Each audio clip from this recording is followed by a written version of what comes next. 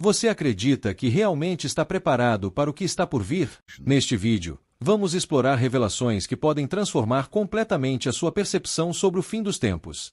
O que vamos compartilhar vai muito além do que normalmente se vê como fé tradicional.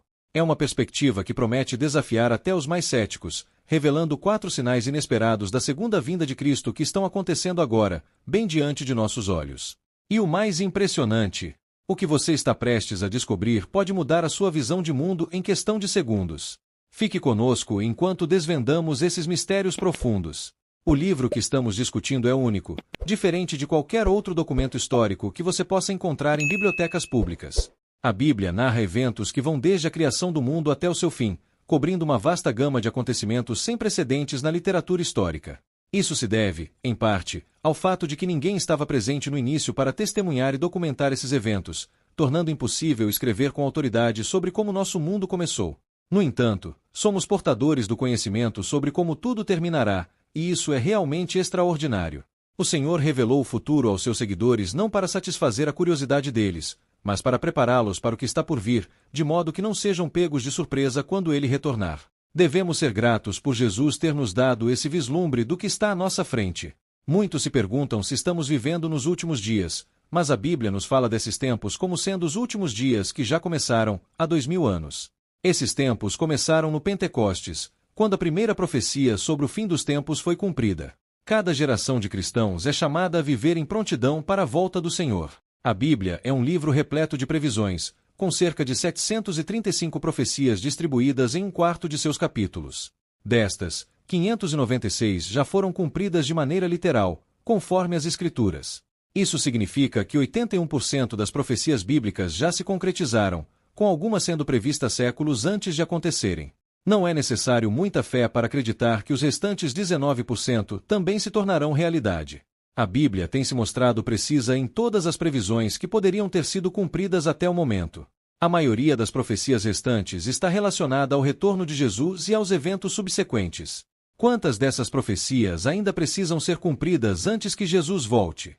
A resposta gira em torno de 20. Estamos atentos ao desenrolar desses acontecimentos enquanto aguardamos o retorno do Senhor.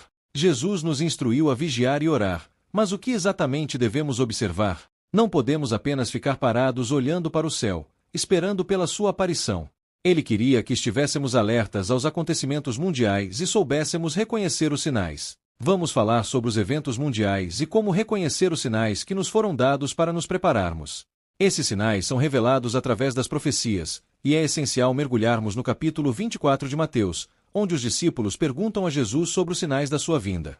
Em resposta a essa pergunta, Jesus oferece uma resposta clara e direta, pela qual podemos agradecer a Deus por sua clareza. No livro do Apocalipse, ele oferece uma visão ainda mais detalhada e abrangente, mas aqui ele resume os sinais que antecederão sua chegada. Os discípulos se aproximaram de Jesus em particular, enquanto ele estava sentado no Monte das Oliveiras, e perguntaram-lhe sobre o momento em que essas coisas aconteceriam e qual seria o sinal de sua vinda e do fim dos tempos. Jesus, então, os advertiu para que não se deixassem enganar, pois muitos viriam em seu nome, afirmando ser o Messias, e enganariam a muitos.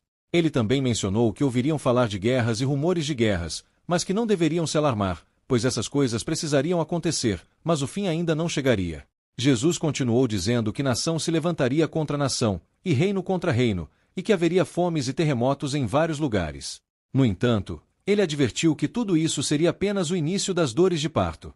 Além disso, Jesus alertou que os seus seguidores seriam presos, perseguidos e até mortos, sendo odiados por todas as nações por serem seus discípulos. Muitos se desviariam da fé, traindo e odiando uns aos outros, e surgiriam falsos profetas que enganariam a muitos. Ele também destacou que o pecado se espalharia por toda parte e o amor de muitos esfriaria, mas quem perseverasse até o fim seria salvo. A boa nova do reino seria pregada em todo o mundo para que todas as nações ouvissem, e então o fim chegaria. Jesus fez referência à profecia de Daniel sobre o objeto sacrificial que causa desolação, que estaria em pé no lugar sagrado, e alertou para que os leitores prestassem atenção. Naquele tempo, aqueles que estivessem na Judéia deveriam fugir para as montanhas sem descer para pegar nada de casa, e aqueles que estivessem no campo não deveriam voltar nem para buscar um casaco. Ele advertiu sobre a gravidade da situação para as mulheres grávidas e para as mães que amamentassem naqueles dias, e que orassem para que a fuga não acontecesse no inverno ou no sábado. A angústia seria maior do que em qualquer outro momento desde o início do mundo e nunca mais haveria algo assim novamente. De fato, se esse tempo de calamidade não fosse encurtado, ninguém sobreviveria, mas esse tempo seria abreviado por causa dos escolhidos de Deus. Jesus finaliza dizendo que se alguém lhes dissesse que o Messias estava em determinado lugar, não deveriam acreditar, pois surgiriam falsos messias e falsos profetas, realizando grandes sinais e maravilhas para enganar, se possível, até mesmo os escolhidos de Deus. Por isso, Jesus avisou a todos para que estivessem alertas. Até mesmo os escolhidos de Deus podem perceber o que eu já revelei a você anteriormente. Portanto, se alguém lhe disser, veja, o Messias está no deserto, não se incomode em ir lá. Ou se disserem, ele está escondido aqui, não acredite nisso. Pois assim como o relâmpago que vem do Oriente é visível até o Ocidente, assim será a vinda do Filho do Homem. Assim como a presença de abutres indica a proximidade de um cadáver, esses sinais indicarão que o fim está próximo. Logo após o sofrimento daqueles dias, o sol escurecerá, a lua deixará de brilhar, as estrelas cairão do céu e os corpos celestes serão abalados. Então, finalmente, o sinal do Filho do Homem aparecerá no céu, e haverá grande lamento entre todos os povos da terra. Eles verão o Filho do Homem vindo nas nuvens do céu, com poder e grande glória. Ele enviará seus anjos com o som de uma grande trombeta, e eles reunirão os seus escolhidos de todas as partes do mundo, dos confins da terra até os céus. Agora, aprenda a lição da figueira. Assim que seus ramos se tornam macios e suas folhas brotam, você sabe que o verão está próximo. Da mesma forma, quando você vir todas essas coisas acontecendo, saiba que seu retorno está muito próximo, às portas. Em verdade, eu lhe digo que esta geração certamente não passará até que todas essas coisas tenham acontecido. O céu e a terra passarão, mas as minhas palavras nunca passarão. Contudo, ninguém sabe o dia ou a hora em que essas coisas acontecerão, nem mesmo os anjos no céu, nem o Filho, mas apenas o Pai. Nesta passagem, ele deu 4 sinais claros de sua vinda. Então, quais são esses 4 sinais? O primeiro sinal é, sem dúvida, os desastres no mundo em várias formas, como guerras, fome e terremotos. Esses eventos certamente estão acontecendo, mas têm ocorrido há mais de 2000 anos. Eles estão se intensificando. Então estamos definitivamente vivendo dentro deste primeiro sinal. Guerras, rumores de guerras, terremotos e fomes já estão acontecendo. Jesus nos adverte para não nos deixarmos enganar e repete essa advertência constantemente enquanto nos aproximamos do fim. O perigo está no engano, tanto dentro quanto fora da igreja. Nesse caso, ele se refere a falsos cristos, indivíduos que se apresentam como messias falsos, aproveitando-se do caos dos desastres naturais para se apresentarem como salvadores. Existem exemplos conhecidos de pessoas que fingem ser salvadores e levam outros a lugares desolados, terminando em tragédias. Quanto mais falsos cristos, mais falsos salvadores aparecerão, reivindicando ser o libertador prometido de todos os nossos problemas. Mas, como Jesus nos aconselha, não devemos nos alarmar ou nos preocupar quando ouvirmos sobre uma nova guerra, uma nova tragédia ou um novo falso Messias. Em tempos de guerras, tragédias e fome emergindo, ele mencionou algo notável. Esses eventos, por mais dolorosos que sejam, não são sinais de morte, mas de um novo nascimento. A dor que sentimos ao ler sobre desastres na mídia são as dores do parto, indicando que algo novo está prestes a surgir. Isso deve mudar completamente nossa atitude. Sabemos para onde o mundo está caminhando e, por isso, não devemos nos alarmar ou nos preocupar como o resto do mundo. Os desastres globais são apenas as dores que antecedem o nascimento de um novo mundo.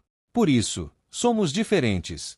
Temos empatia por aqueles que sofrem, e devemos expressá-la através de ajuda, mas em nossos corações, não estamos alarmados.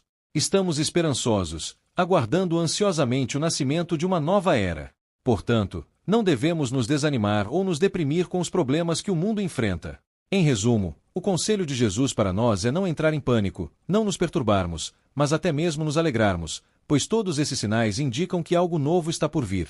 Além disso, o segundo sinal da vinda de Jesus não está no mundo, mas nos desastres que afetam a igreja. O primeiro sinal envolve desastres globais, enquanto o segundo sinal envolve mudanças na igreja.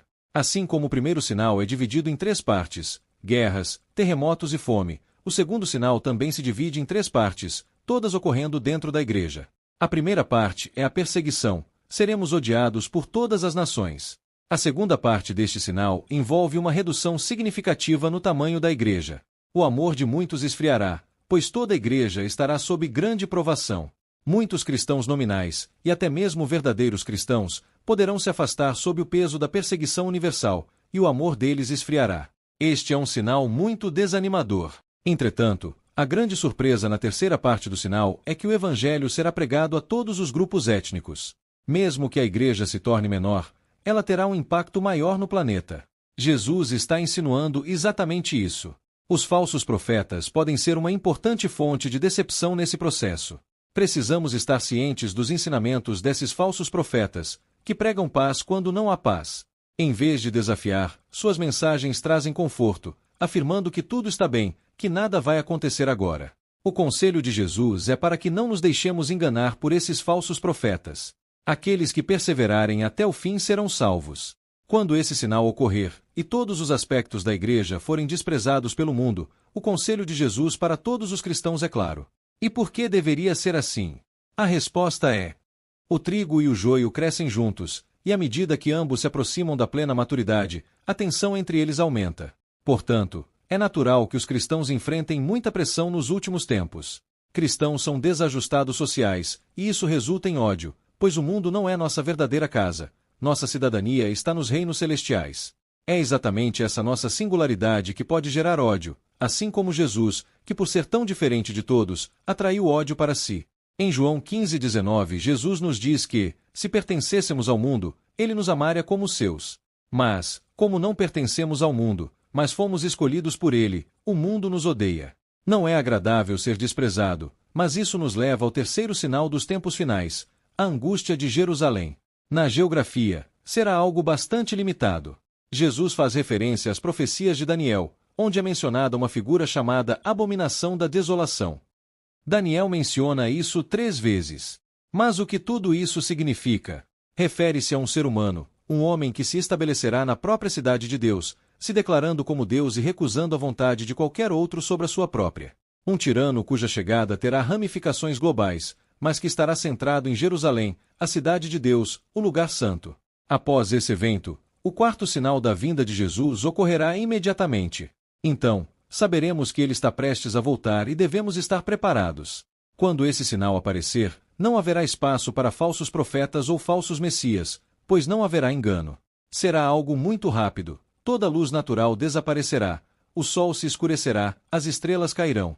Há várias previsões sobre isso na Bíblia. Isaías diz que os céus se enrolarão como um pergaminho, todas as estrelas no céu se dissolverão, os céus se fecharão como um pergaminho, e todas as estrelas cairão como folhas secas da videira, como figos murchos da figueira. A luz natural desaparecerá, restando apenas a luz artificial para iluminar a terra. O que está acontecendo? As pessoas poderão perguntar: é isso? Os cristãos exclamarão: antes de acontecer, Deus apagará as luzes do céu para preparar o caminho para o brilho do relâmpago que marcará seu retorno. Então, ele virá nas nuvens, de volta ao planeta Terra, e nós o encontraremos. Não o encontraremos em um estádio terrestre, pois não há nenhum grande o suficiente para acomodar uma multidão tão vasta. Nós o encontraremos nos ares, e isso acontecerá. Não é uma perspectiva fantástica? Quando virmos todas essas coisas, saberemos que ele está às portas, prestes a entrar. Jesus então faz uma simples declaração sobre uma figueira, e é aqui que muitos cristãos se perdem. Ele diz para aprendermos a lição da figueira: assim que seus galhos ficam tenros e suas folhas brotam, sabemos que o verão está próximo. Jesus está nos dizendo que, quando virmos todos esses eventos acontecendo, saberemos que estamos próximos. A analogia da figueira não é uma alegoria, é uma analogia direta, baseada em experiências cotidianas, como Jesus frequentemente usava em seus ensinamentos. Quando vemos a figueira fazendo isso, sabemos que o verão está chegando. E assim será quando observarmos esses 4 sinais, saberemos que o verão está próximo. Infelizmente, muitas pessoas interpretaram isso como uma alegoria. Exploramos juntos alguns sinais surpreendentes, mas há muito mais a descobrir. Inscreva-se e ative as notificações para não perder as próximas revelações. Compartilhe esse conhecimento, curta e comente para nos ajudar a crescer nossa comunidade. Junte-se a nós nessa jornada contínua de descoberta e mistério.